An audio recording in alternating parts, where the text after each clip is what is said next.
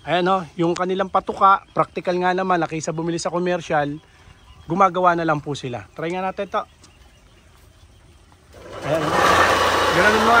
Ayan o, gumagawa silang pellet o.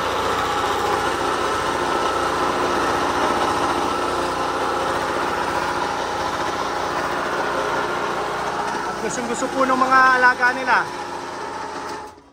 Okay po.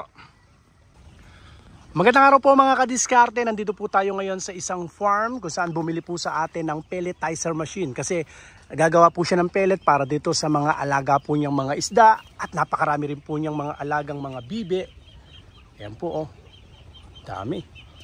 Mga manok. Hanggang doon pa po yan. Hanggang doon. Meron din po mga native na baboy.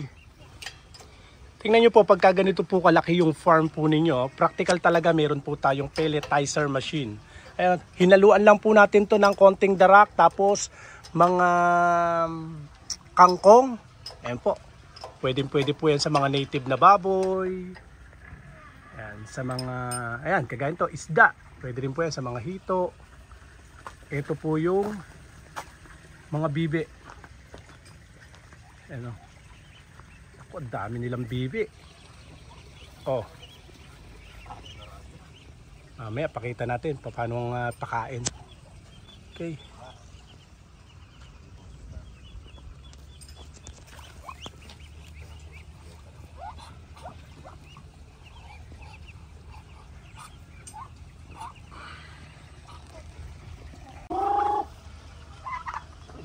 Ayan po, oh. Try nga po natin.